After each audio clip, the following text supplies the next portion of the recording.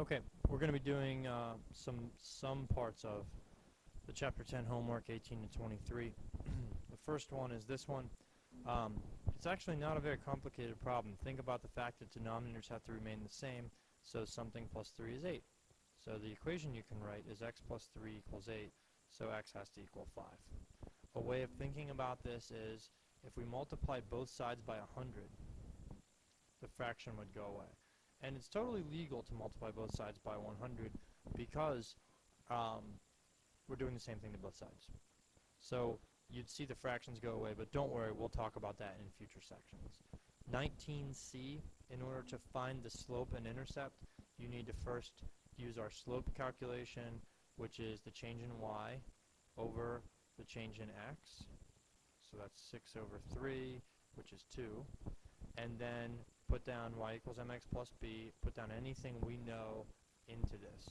Y is 4, m is 2, x is 8, and then subtract 16 to the other side, you get negative 12 equals b. This right here is 16, that's where I got that. So those are our two answers. That's the slope, and that's the y-intercept. Number 20 is a system of equations, both of them.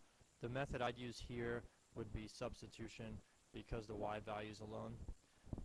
And on the second one, elimination because we have our variables lined up. So we're going to multiply by 2 on the bottom equation and by 3 on top. And I'll do the calculation at least so that you can see it. The top one will become 9x minus 6y equals 90. Bottom one will become 4x plus 6y equals 38. And then when you add these up, you see the y values as planned. They cancel, so you get 13x equals 128. And then you can solve it from there. 21 is factoring. This is what we've been doing currently, so I wanted to do a few of these. The first one, we're going to factor the top, x squared, negative 16. Make the diamond, that'll be negative 16x squared, and negative 8. So that's negative 4x and negative 4x.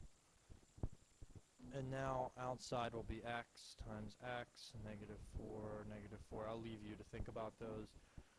This will be x minus 4 times x minus 4 over. We've got to do a little extra work to factor this bottom thing. It'll be 3x squared, negative 8. So we need to multiply to be negative 24x squared, add to be negative 10, which will be negative 12x and positive 2x, I think. So negative 12x, positive 2x. And now when you pull stuff out, 3x times x, x minus 4, and you should stop and think for a second here. X minus 4 should show up in our factoring because it's in the numerator. And if anything's going to simplify, it has to be the x minus 4. And then just write down this last 2. So we'd have x minus 4 times 3x plus 2. And then hopefully you're used to seeing this little thing here is equal to 1. So our answer that you're left with is x minus 4 over 3x plus 2. I'm just going to highlight that so you can see it a little better. It's this one right here. Okay? And notice in the book they actually told you if x is not equal to negative 2/3 or 4. So they're giving you the restrictions. 21B's pretty much similar problem. On top, though, you can't use a box. You just have to pull out what's in common. So this will be 5 times 2x plus 5. And now you should look for the bottom of this one to have a 2x plus 5, but you could factor it out. 2x squared, negative 15. So negative 30x squared, and that'll be negative 6 and positive 5, I think.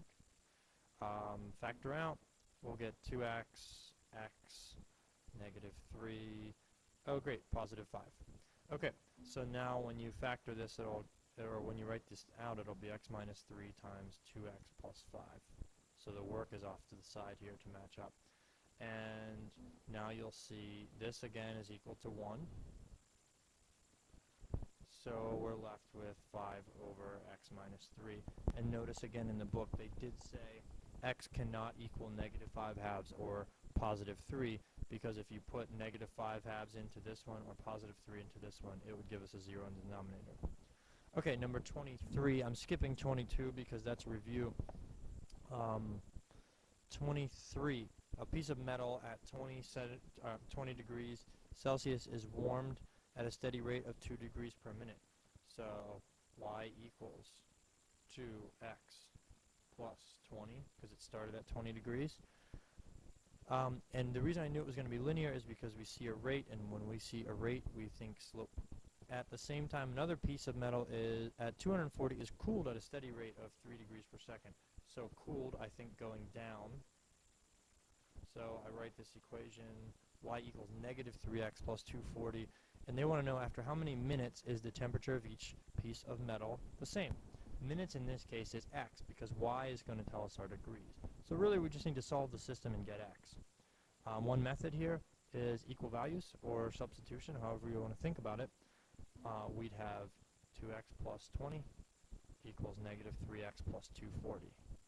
This is a kind of question that I absolutely would expect to put, or expect you guys to do well on the final exam. It's a translating question and a system of inequalities, and you know how I like involving multiple skills.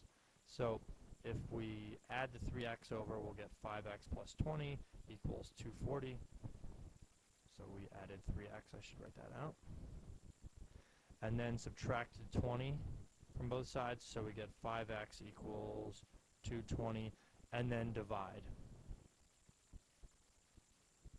And 220 divided by 5 is something that I'm going to think about.